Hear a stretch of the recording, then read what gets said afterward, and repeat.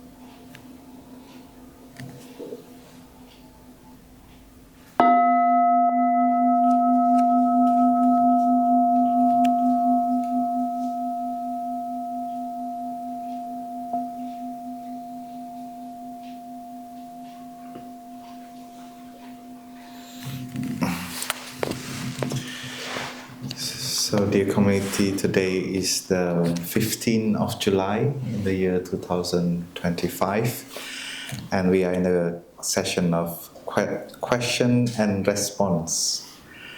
There is no answer to a question, but we give you the response of that question.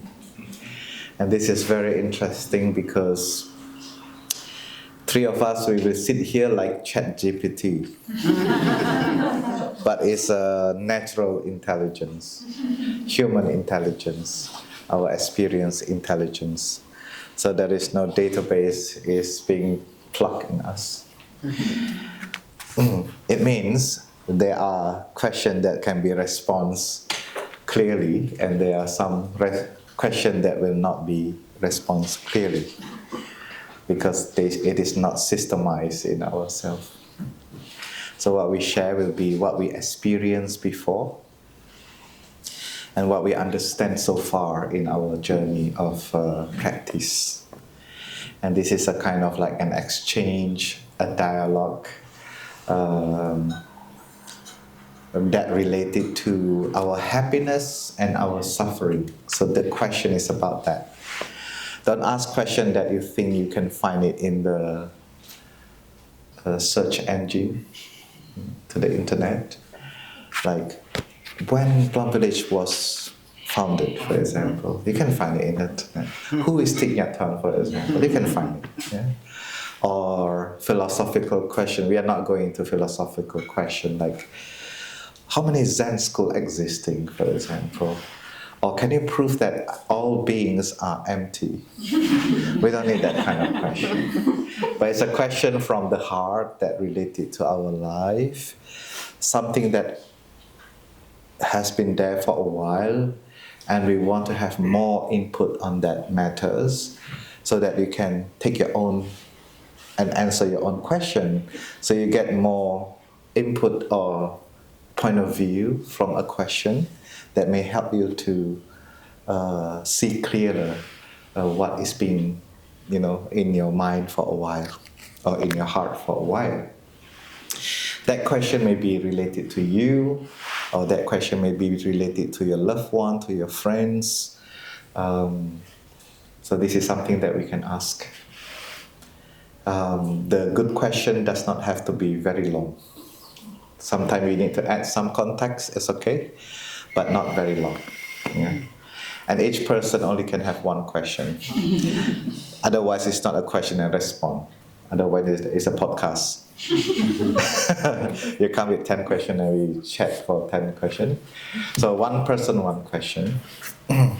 and then everyone is invited to join us in the hot seat. We are 3 of us. We are in the hot seat, and we have one hot seat that is empty.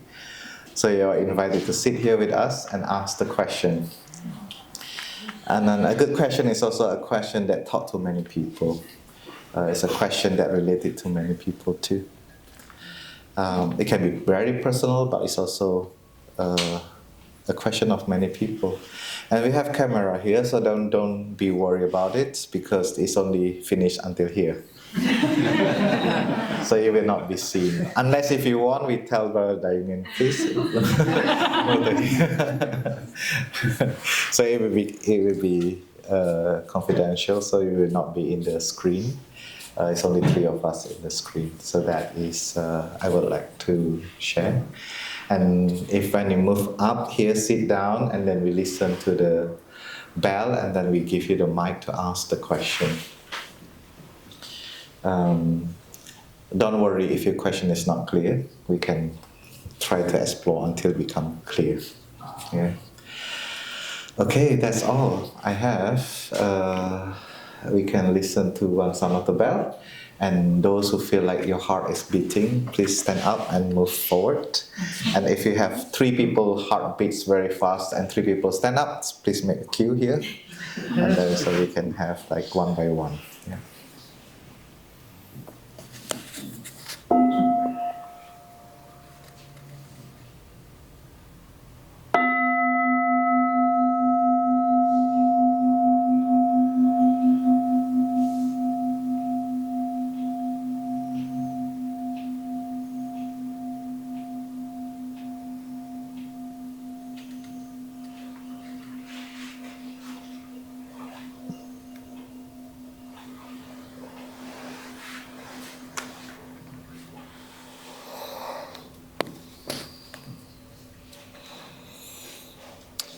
Anyone for the first question?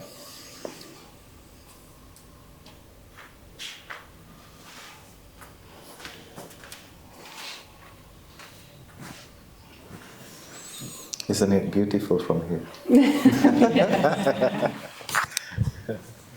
It's okay, have it here.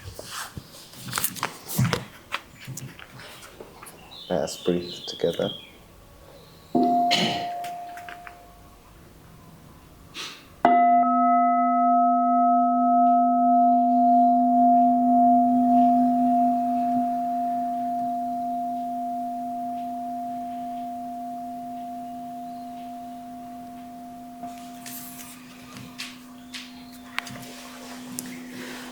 I would like to know a little bit more about the process of discernment and how that's been for you in understanding that sort of sweet spot between, especially with emotions, embracing it and giving it space and compassion, but then not giving it too much space that it gets out of hand and starts becoming a neuroses and more catastrophizing of itself. Like, how close to hold it? To have that discernment. Yeah. Okay. Maybe I rephrase it into Plum Village English and see if it is correct. Yeah. So the question is, how can we have this clarity when we have strong emotion,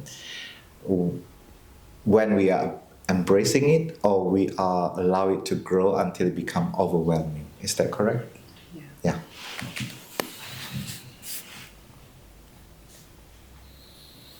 Anyone can start. Very often, do you want to start?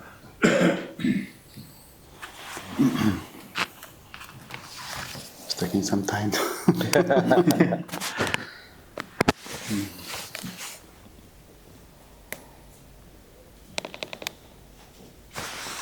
So, dear Thai, dear friend, thank you so much for your question.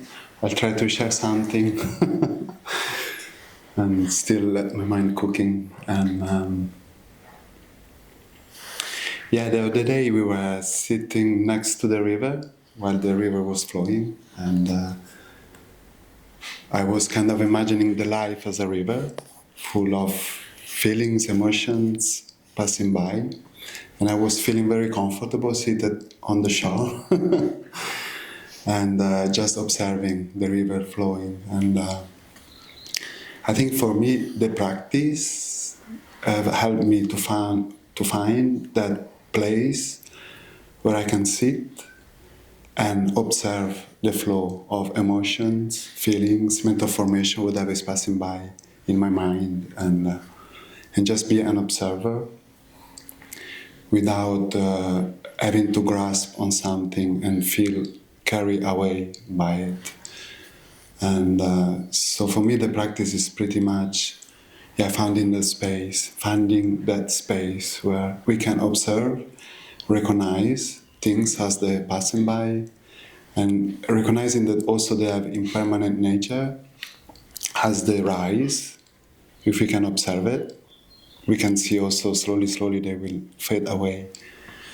And but it is important to have to understand what we are experiencing, because I think thanks to the understanding we can build a relationship. Because sometimes we experience something, but we don't, like, let's say we are having some anger. There is sometimes our teacher used to share, sometimes we speak in an angry way, and the other one that is listening is saying, "Are you angry?" And we are not recognizing that we are angry, and we say, "No, we are not angry." But in the kind so we are kind of controlled by our anger. So I think it is important to understand which kind of emotion we are experiencing, so we don't let our emotion to control us. And as soon we have that understanding, we can learn how to take care of it. And sometimes is, for me, it is good to be in touch with that feeling or that emotion so I can understand it. But in the way I'll try to be in touch with that emotions is when I feel also a little bit stable, when I feel I'm not being carried away by it. So then there is a need to have some space while we are dealing with our emotions within ourselves, some space. If we don't have it, I think sometimes it's good to not look into it and just, our teachers suggest to go for a walk, changing pack means changing conditions and maybe changing the inclination of our mind. So now I'm not thinking about my anger because it's too overwhelming. I cannot take care of it. So I'll do something that is nourishing something else. Maybe some stability, some freshness. And as soon I feel stable and fresh, I can go back and see what are the reasons why I was feeling angry. I'm using anger as an example, but any kind of emotions. And this is what it comes into my mind now. I don't know if there is something to add. For sure, there is something to add. Phap Thang, do you want to add? Thank you for listening. Yeah. It's good? Okay, it's good. Thank you.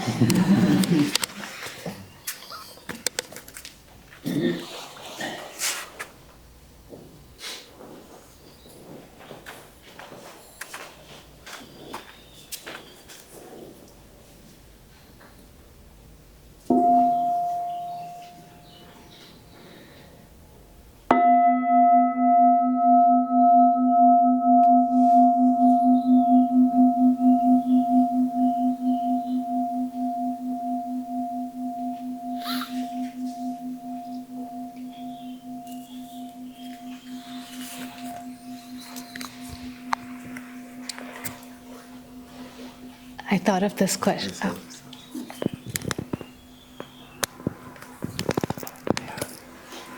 It's working? Yeah. So I'd say for the past several months, I actually have been using ChatGPT to ask questions because I don't have access to teachers like we have in the monastery. So I ask questions like, who am I and why am I feeling this way? And I find the responses helpful, but since we are here in your presence, I wanted to ask your opinion of, is that helpful or not, and how to think about that? Yes. For the Phap Thang, do you have idea? I never use ChatGPT. Never use. Maybe I can take this question. It's a very good question because how many people use ChatGPT? Many of us, yeah. As a practitioner of the present moment, if I tell you not to use ChatGPT, I'm not very present moment. So, but what I can suggest is, or in my way of doing, is to be mindful of what I'm asking and be mindful of what the answer that has been given to me.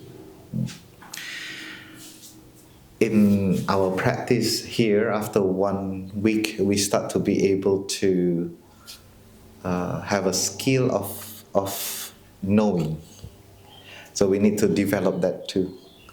Like what is happening in me, what is my mind. It's very important to do that exercise. Like Brother Dao Phuong just shared about the emotion. We need to learn how to name our emotion. Who am I? You can start with anything. Yeah. We can start with I am a human being, and then slowly, maybe change another thing. Yeah. I always suggest that people should use all of the resources that we have, because we live in the world that is abundance right now, abundance of many information. But at the same time, we need to be selective and to be mindful of it. But it is there are many information available, and we see which one that suits to us and can help us. The main practice of Buddhism is to be aware of the suffering and to get up from the suffering. And the way we get up from the suffering, one thing that we want to really be aware of is to not fall into these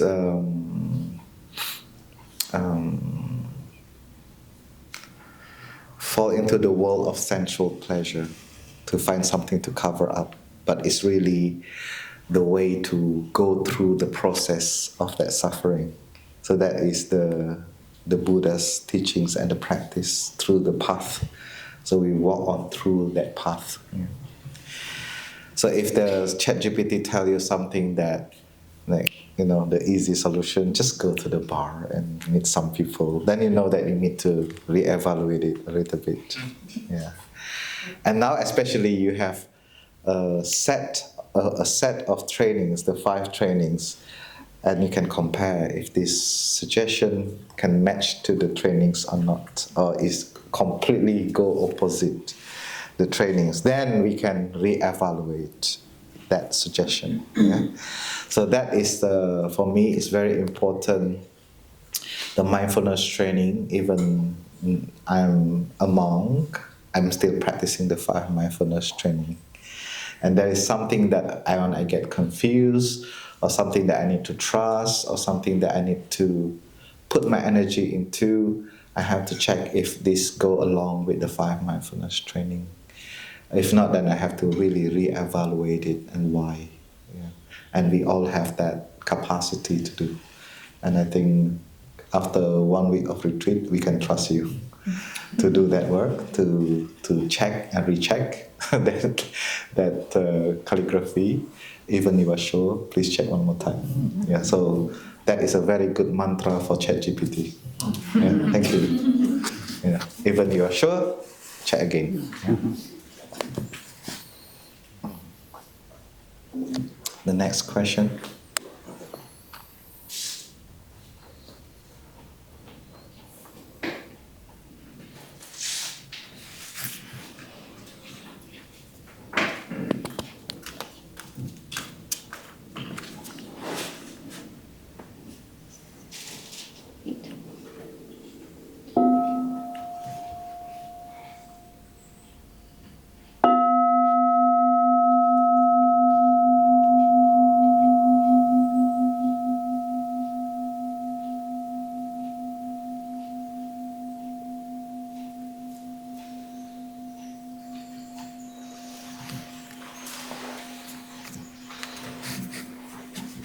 Thank you. I know it's right because my heart is beating to be asking about this, but it's about the concept of Sangha, which to me historically has been a bit elusive. And on the first day that we got here, at least for the volunteers, Phap Thang, you said something that was pretty radical for me, which is that the highest achievement is not enlightenment, but it's friendship, brotherhood, sisterhood, siblinghood, and that kind of blew my mind. And I've really been sitting with that and wrapping my head around it and feeling it and understanding it and letting go of the individual self. And curious from your perspectives and your experience, what does that mean? What holds it together? How do you cultivate Sangha? Is it something that is actively cultivated, or is it something that just sort of happens and unfolds? And how could someone like myself or anyone, a layperson, cultivate that sense of Sangha? Yeah, thank you. Who do you want to be? Whoever is the most inspired. In this case, we're Phap Thang, maybe.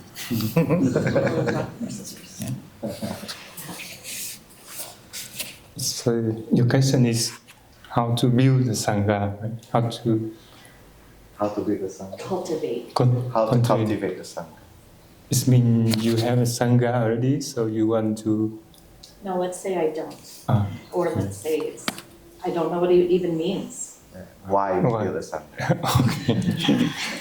Something like this. Yes. So, dear families, I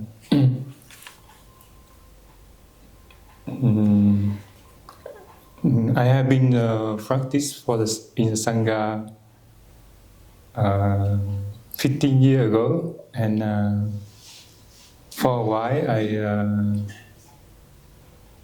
because of after our teacher passed away, and I stayed back to Vietnam and Japan so I thought most of the time I practice my own. Yeah. It's very difficult for me to do sitting meditation by myself. So I will sit and try to heal my